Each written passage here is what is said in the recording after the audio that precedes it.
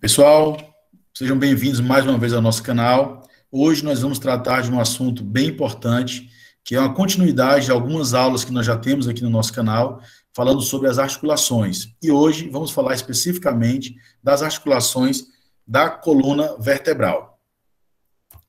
Então, vamos iniciar pelo estudo da coluna cervical. E nós podemos, didaticamente, dividir essa região cervical em duas porções, duas partes, vamos chamar assim. Nós temos, então, a cervical alta, que nós vamos ter a articulação do occipital com o atlas, do atlas com o processo odontoide do atlas e do atlas com o axis, propriamente dito. Então, formando assim as articulações occipito-atloidiana, articulação atlanto-axoidiana, articulação atlanto-odontoidiana e as articulações interapofisárias, né, que vão ocorrer entre essas duas vértebras. E nós teremos, então, também as vértebras cervicais baixas, que é de C3 a C7, ok? Então, vamos relembrar aqui um pouco dessas estruturas. Então, nós vamos ter o osso occipital, que é um osso da região posterior e inferior, formando a base posterior-inferior do crânio, e aqui nós temos as estruturas que merecem assim um destaque. Então, nós temos aqui o forame magno, né? Esse forame é um limite, vamos dizer assim, entre as estruturas do encéfalo, que são superiores, né, que são aqui protegidas pelo crânio, e a estrutura inferior, que vai passar aqui por esse canal, por esse forame magno, que é a medula espinhal. Então, aqui é digamos assim, uma região limítrofe entre o encéfalo e a medula espinhal. E nós temos aqui as margens do forame magno, duas estruturas, que são os côndilos do occipital. Essas estruturas são estruturas com formato ovalar, convexas, e estruturas que são recobertas por cartilagem. São as estruturas que vão se ligar na primeira vértebra cervical, que está aqui também representada, que é a vértebra chamada de atlas. É uma vértebra atípica e constitui, assim, a primeira vértebra cervical.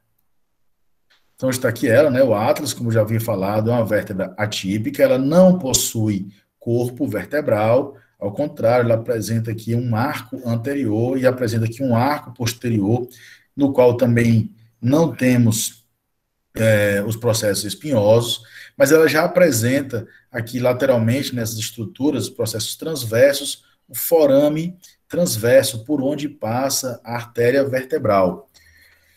E na sua região também, no seu arco anterior, posteriormente, nós temos aqui uma faceta, na qual vai se articular o processo odontoide do atlas, que está aqui ele também representado, também é uma vértebra atípica, e ela apresenta aqui, mas ela já apresenta um corpo vertebral, ela já apresenta um processo espinhoso, ela também tem um processo transverso, que também apresenta o forame transverso, né, passagem também da artéria vertebral, que são características típicas das vértebras cervicais. E ela apresenta aqui também o processo odontoide, que é o pivô da articulação entre o atlas e o axis, atloido-axoidiana. Para mais detalhes sobre as características das vértebras, nós temos aqui uma aula no canal especificamente sobre esses detalhes, uma aula com recursos de imagem 3D que facilita bem esse aprendizado. Eu recomendo que ela também possa ser acessada. Nós vamos ter também aqui uma estrutura, né, que já foi mencionada, a artéria vertebral, de grande importância, e essa artéria, ela perpassa, né, pelos forames transversais dos processos transversos das vértebras cervicais. A articulação occipito-atloidiana, ela é constituída pelos processos articulares superiores do atlas e dos côndilos do occipital, né, como já foi colocado, como já foi falado, e há movimentos entre essas estruturas, né, que permitem esses movimentos capitais, né, movimentos da cabeça. A articulação atlanto-odontoidiana, essa articulação que já foi mencionada, né, entre o processo odontoide do áxis e aqui a região posterior do arco anterior do atlas, tá certo? É uma articulação sinovial, classificada como pivô ou trocoide. Também recomendamos, né, recomendo assistir a aula do canal que fala sobre as características das articulações, a aula sobre sistema articular, e essa é uma dessas articulações, classificada como pivô ou trocoide. Ela apresenta na região posterior um ligamento, chamado ligamento transverso, formando assim uma estrutura, um anel osteoligamentar. Essa região desse anel osteoligamentar não possui uma cápsula, né, e sim um tecido célula adiposo, né, que permite aqui esse movimento. Aqui nós temos a imagem dessas duas vértebras relacionadas, a imagem nossa, do nosso laboratório, onde nós temos aqui o atlas e o áxis articuladas, onde nós observamos aqui a porção superior aqui do processo odontoide, né, que ela perpassa a articulação do atlas, né, a estrutura do arco anterior do atlas, e nós observamos também aqui nos processos articulares inferiores do atlas e superior do áxis, dos dois lados, que há uma ligação, né, bem firme, né, bem próxima entre essas estruturas. Mais na frente nós vamos ver, na aula, né, mais na frente nessa aula, nós vamos observar o que isso vai implicar do ponto de vista de movimentos. Aqui nós temos também uma outra imagem nossa, do nosso laboratório, onde nós podemos observar essas estruturas e as demais estruturas que se articulam, né, partes moles que estão assim, aqui ao seu redor. Então, aqui nós observamos o forame magno, né, nós observamos aqui todas as estruturas do encéfalo, né, a partir aqui do tronco encefálico, e aqui a medula espinhal aqui no canal medular, assim como também os discos intervertebrais e os corpos vertebrais das vértebras cervicais e as torácicas, inicialmente. E aqui nós observamos, né, essa relação entre o dente do áxis e o atlas. Aqui numa imagem mais aproximada, nós podemos observar aqui as estruturas, tá certo? Aqui a parte do arco anterior do atlas, aqui o arco posterior do atlas, o corpo do áxis, o dente do áxis, processo odontoide, e aqui a parte posterior, as apófises posteriores do áxis. E aqui o ligamento, né, como fica a posição desse ligamento transverso, formando, olha, um anel osteoligamentar, no qual há a movimentação. Então, nós vamos ver como ocorre o movimento entre o atlas e o occipital no movimento de flexão. Pela imagem aqui, nós já podemos observar que o que ocorre, que os côndilos do occipital, eles vão recuar, eles vão se deslocar posteriormente. E aqui uma observação importante, nessa movimentação, o atlas e o áxis, há uma movimentação entre o atlas e o áxis, ele acompanha como uma flexão também entre o atlas e o áxis. Por que isso ocorre? Porque essa ligação é muito próxima. A estrutura anatômica entre o côndilo occipital, ela se encaixa no atlas de tal maneira que nesse deslocamento da flexão, ou seja, quando o occipital se desloca posteriormente, o atlas acompanha como uma flexão, ele tem uma característica de uma flexão em relação ao áxis. Então, assim, são movimentos intrínsecos, né? São movimentos próximos que ocorrem entre essas estruturas. E o que vai limitar esse movimento da flexão atlanto-occipital? O que vai limitar esse movimento é a tensão das cápsulas, os ligamentos posteriores, que nós também já estudamos, né? Vimos com detalhes, inclusive nessa aula que nós temos aqui no canal sobre coluna vertebral. Nós observamos que nós temos aqui o ligamento amarelo, o ligamento interespinhoso e o ligamento vertebral comum posterior. São essas estruturas que limitam o movimento de flexão atlanto-occipital.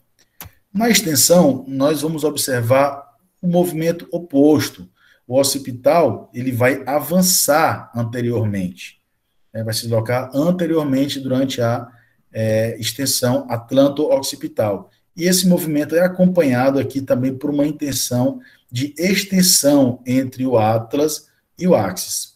Quem vai limitar esse movimento o contato entre essas estruturas, entre esses elementos, né, que elas vão se aproximar aqui na região posterior, os ligamentos, né, sobretudo os ligamentos que estão aqui na região anterior, e os músculos anteriores, também são os fatores que limitam esse movimento. Então, são movimentos pequenos que nós observamos, mas são importantes para que haja uma flexão completa da coluna cervical. E o movimento de rotação também ocorre entre o atlas e o axis, entre o atlas e o occipital, e ocorre um deslizamento para frente do côndilo occipital contralateral à rotação. O que é que isso quer dizer? Se eu estiver girando minha cabeça, fazendo uma rotação da cabeça para a esquerda, o meu côndilo direito vai anteriormente, ele se desloca para frente, enquanto que para o mesmo lado, o côndilo esquerdo, ele se desloca para trás. Isso fazendo uma rotação. Quando um côndilo vai para frente e o outro vai para trás, naturalmente há uma rotação. Então está aqui também essa representação. A articulação atlanto-odontoidiana, né, como ela se movimenta, como é que ela se comporta durante essa rotação. Então, o apófise odontoide, ele é o eixo. Está aqui representado, ele permanece fixo. O que vai girar é o anel osteoligamentar, formado pela região arco anterior do atlas e o ligamento transverso. Tá? E a cápsula articular, ela vai ficar frouxa do lado da rotação e tensa do lado oposto. A inclinação, como é que se dá a inclinação dessa região? Então, não existe deslocamento entre o atlas e o axis. Então, lembra que eu chamei a atenção naquela imagem de anterior, que mostrava as vértebras atlas e axis individualizadas? Ali a gente observava, eu chamei a atenção para essa articulação e pelo formato dela, né? Uma articulação que se mantém de uma forma bem firme, bem interligada, então ela não permite esse deslocamento. Então, vai ter um movimento, efetua-se entre o axis e o C3, occipital e atlas. Mas entre o atlas e o axis não permite esse movimento de inclinação. Tá certo? Então, essa inclinação vai ocorrer entre o occipital e o atlas e entre o axis e C3, que é a terceira vértebra cervical. Ok? Amplitude pequena entre o occipital e o atlas, a gente observar, lembrar, né, do formato da superfície articular superior do atlas, ela não vai permitir assim, um grande movimento de inclinação, ela não é tão ampla assim, certo? Flexão cervical, né, entre as vértebras C3 e C7, ou seja, entre as vértebras cervicais típicas. Né, alguns livros se refere ao movimento que nós vimos anteriormente como flexão capital e essa aqui como uma flexão cervical.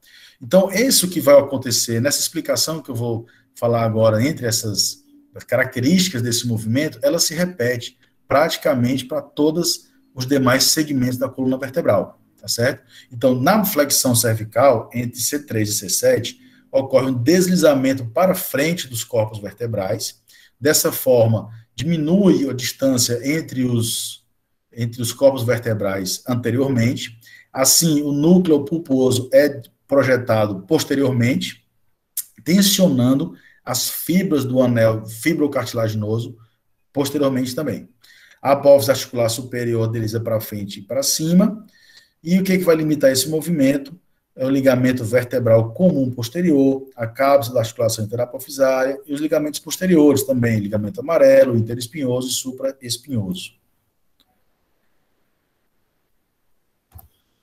Aqui está a imagem, né, dessa representação, né, representando isso que foi explicado. Então, na flexão, a vértebra superior de cada uma delas, ela se desloca para frente e para cima. Então, esse espaço aqui anterior entre os corpos vertebrais, ele diminui, direcionando, então, o núcleo pulposo posteriormente. Ok? Quem vai limitar esse movimento? Os ligamentos posteriores, basicamente, a cápsula articular interapofisária, aqui, e os ligamentos posteriores. Já na extensão, o deslizamento ocorre, acontece basicamente o oposto. O deslizamento ocorre posteriormente dos corpos vertebrais, então o núcleo pulposo é projetado para frente, a apófise articular superior desliza para baixo e para trás, e que vai limitar esse movimento é a tensão do ligamento vertebral comum anterior e o contato ósseos entre as apófises articulares, entre apófises articulares e espinhosas. Aqui a imagem mostrando. Então, na extensão, aqui na verdade é uma hiperextensão, né, nessa imagem, para facilitar a nossa observação, a vértebra superior, ela se direciona para trás e para baixo. Observe que os processos espinhosos se aproximam. Então, esse espaço posterior do disco intervertebral diminui. Isso direciona o núcleo pulposo anteriormente, tensionando as fibras anteriormente. O que vai limitar? O ligamento anterior, certo? E o contato, né, entre as estruturas posteriores. Então, aqui, esse movimento se chama de, essa característica, se diz que há uma convergência, ou seja, as estruturas se aproximam. Já na flexão, há uma divergência, as estruturas posteriores, elas se distanciam. A inclinação cervical, ela se dá, tem uma amplitude ainda aumentada, se dá por uma estrutura presente nas vértebras cervicais, somente nas vértebras cervicais, né, um outro ponto também de características específicas da vértebra cervical, chamado de processo unciforme, ou uncus, que é essa estrutura aqui que eu estou apontando com o mouse, olha, que nós temos na região superior do corpo vertebral das vértebras cervicais. Então, ela permite uma inclinação de uma vértebra em relação à outra, como está aqui representado. Aqui é a inclinação de uma vértebra em relação à outra. Então, aqui nós temos a inclinação cervical, né, a aproximação das facetas unciformes, né, uma homolateral à inclinação, ou seja, se eu inclino para o lado direito, as facetas laterais aqui, direita, elas se aproximam, né, homolateral, mesmo lado, enquanto que a contralateral, lado oposto, elas se distanciam, né, ou seja, do lado, e o núcleo pulposo vai para onde? Para o lado da convexidade. Então, aqui nós temos a concavidade, que é o lado que eu estou inclinando, o lado oposto é a convexidade, como está aqui também indicado. Ó. Então, aqui eu estou fazendo uma inclinação, então esse lado aqui, há uma aproximação, diminuindo esse espaço no disco intervertebral, do lado da inclinação, fazendo com que o núcleo se direcione para o lado oposto, né, da inclinação, ou seja, para o lado da convexidade. E na rotação, o que vai ocorrer? Nós vamos ver que, de um lado, né, se eu estou rodando a cabeça para o lado direito, nós observamos que a parte direita das vértebras, ou seja, os processos articulares do lado direito, eles vão se direcionar posteriormente, enquanto que a do outro lado, do lado esquerdo, vão se direcionar anteriormente, permitindo, então, essa rotação. Então, a vértebra, um lado vem para trás, e ao mesmo tempo que o outro vai para frente, fazendo que haja uma rotação, movimento de rotação cervical. A coluna torácica.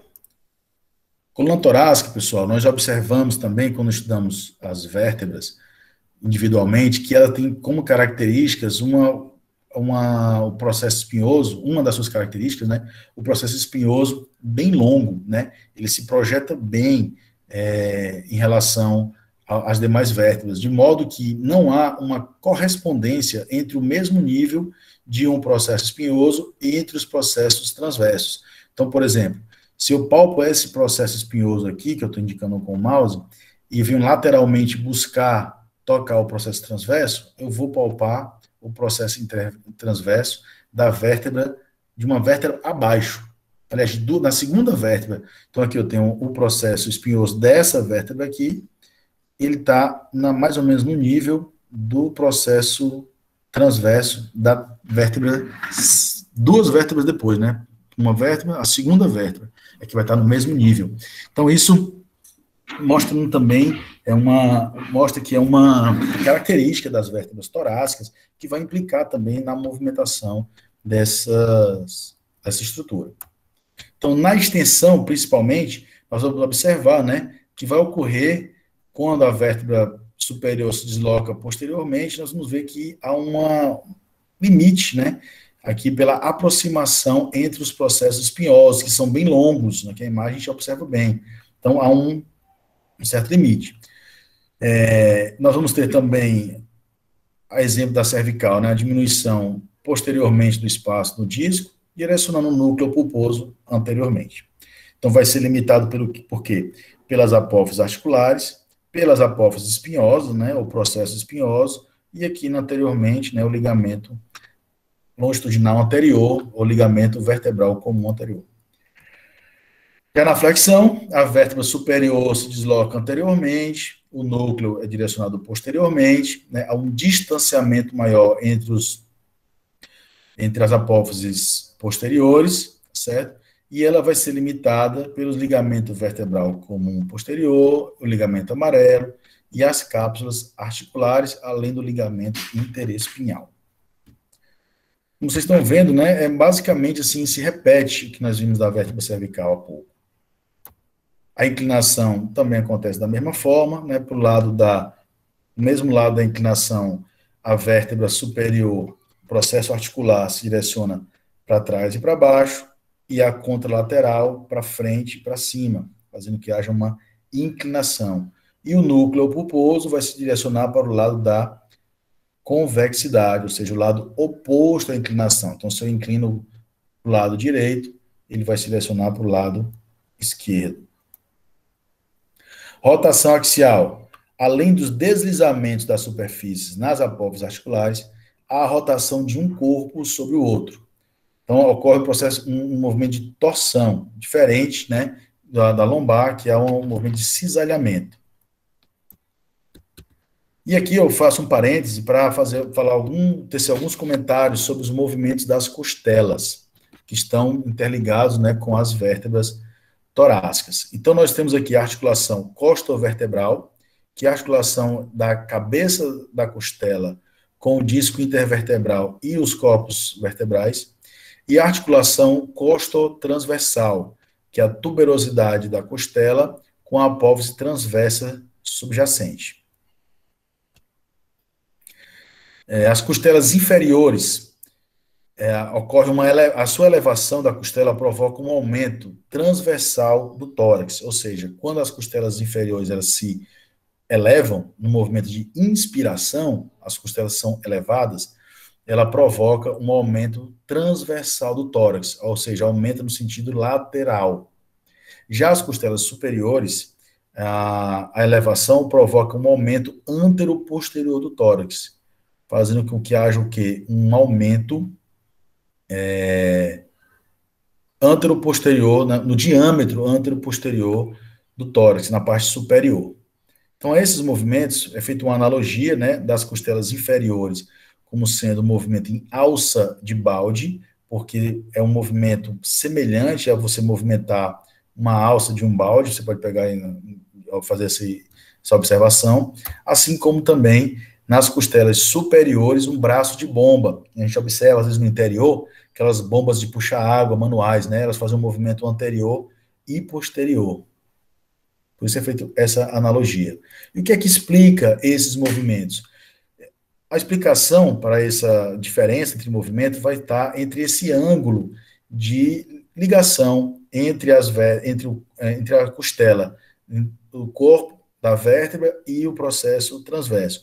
Nas costelas inferiores, essa ligação se dá de uma forma mais vertical, fazendo com que haja a expansão no sentido lateral da costela, semelhante aqui, ó, ele está a figura mostrando, fazendo a analogia da alça do balde. Então, aqui a gente vê a alça do balde se movimentando, semelhante ao que vai acontecer com a costela, semelhante ao que ocorre aqui com a costela. E nas vértebras superiores, essa ligação se dá de uma forma mais horizontal, fazendo com que o movimento da costela ela tenha uma expansão do sentido antero-posterior, semelhante aqui, ó, a figura, a imagem, um braço de bomba, certo? No sentido anterior e posterior. Nós vamos ver mais na frente, com mais detalhes, quando estudarmos os músculos, da inspiração. Mas aqui, faço um parênteses, né? Nos movimentos desses músculos, a elevação das costelas, da mesmo ponto que há um abaixamento das vísceras abdominais, né? O motor principal desse movimento é o diafragma. Então, ou seja, no diâmetro, no sentido antero, crânio caudal, aumenta a expansão do tórax pelo abaixamento da cúpula diafragmática. Aumenta o tórax no sentido lateral pelo movimento das costelas inferiores, sobretudo nesse movimento de alça de balde. E aumenta o diâmetro antero-posterior pelo movimento braço de bomba das costelas superiores. Ou seja, há uma expansão do tórax em todos os sentidos. Crânio caudal, lateral e antero-posterior. E a coluna lombar. Nós vamos falar também dessa região, movimentos semelhantes, né? Então, aqui nós temos ela num movimento neutro, né? No movimento, né? Numa posição neutra, onde nós observamos aqui a situação do núcleo pulposo, nós observamos todas as estruturas numa posição de repouso. O que é que vai ocorrer na flexão? Na flexão vai ocorrer que a vértebra superior se direciona anteriormente, a diminuição do espaço do disco intervertebral, é repetitivo, né? E o direcionamento do núcleo posteriormente. Mas ocorre também uma diminuição da lordose na flexão lombar. Ou seja, há uma retificação da lordose durante a flexão lombar. Certo? E aqui uma observação: o aumento da amplitude de movimento de flexão pode ser obtido através de uma maior inclinação anterior das vértebras superiores, o que leva à compressão dos discos vertebrais anteriormente. Comprimindo os discos vertebrais anteriormente, o núcleo pulposo se direciona posteriormente, tá certo? E aqui nós temos o que aqui nessa região posterior? Nós temos a medula espinhal, nós temos ligamentos também, e nós temos saídas nervosas. Então, se esse núcleo ele romper esses anéis fibrocartilaginosos do disco intervertebral, ele pode pressionar, pinçar uma saída de um nervo, ou a própria medula, ou ele pode ainda escorrer para o canal medular, diminuindo esse espaço no canal medular, e dependendo da altura aqui, pode atingir a medula espinhal ou raízes nervosas, né, saídas nervosas. E essa situação, chamada de hérnia de disco, ela pode ocorrer em qualquer segmento da coluna vertebral. A coluna lombar, ela é especialmente acometida porque ela é a região que recebe maior peso, né? Corpo, é a região que está sujeita também a hábitos posturais. Então, é uma das regiões onde há maior incidência, vamos dizer assim, de hérnia de disco. A extensão também vai ocorrer, semelhante ao que nós estudamos nas outras vértebras, né? Aqui está a representação, desculpa, da flexão ainda, né? O que eu já falei há pouco, expliquei, né? A diminuição anterior do espaço, o núcleo direcionando posteriormente, meio como uma repetição do que nós já vemos estudando, né? E o que é que limita essa flexão? O impacto da faceta superior com a inferior, articulares, né? As facetas articulares, o ligamento posteriores, o ligamento supraespinhoso, interespinhoso, o ligamento amarelo e o vertebral comum posterior. Já a extensão, o que é que vai acontecer na extensão? Na extensão vai ocorrer o quê? Que a vértebra superior se direciona para trás, há uma aproximação dos processos posteriores e o núcleo se direciona para frente, anteriormente, tá certo? Tensionando o anel fibroso na frente. Aqui nós temos o quê? Um ligamento comum anterior. Por isso, que não é tão, digamos assim, por dois motivos. Primeiro, que não é um movimento comum realizarmos extensão ou hiperextensão da coluna, nós temos mais uma tendência à flexão, né, no nosso dia a dia, nas atividades do dia a dia. E segundo, porque aqui nós não vamos ter, né, saídas nervosas, nós vamos ter um ligamento. Tá? Então, aqui na extensão da coluna, há um aumento da lordose lombar. Um aumento da lordose. Essa região fica aproximada, né? Os processos espinhosos, provocando um aumento da lordose lombar. Já observamos.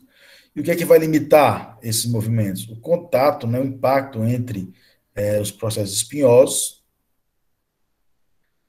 o ligamento anterior, né, no caso, o ligamento vertebral comum anterior. São as estruturas que limitam o movimento de extensão.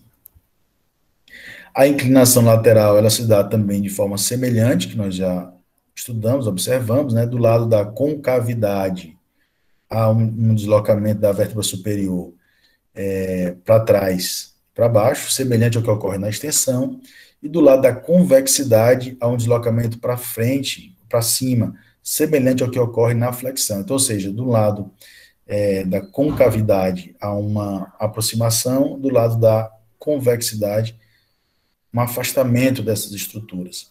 Então, do lado da concavidade, os ligamentos vão ficar próximos, os ligamentos transversos vão ficar bem próximos, relaxados, e do lado da convexidade vão ficar tensos, né? Vai haver uma distensão entre esses ligamentos.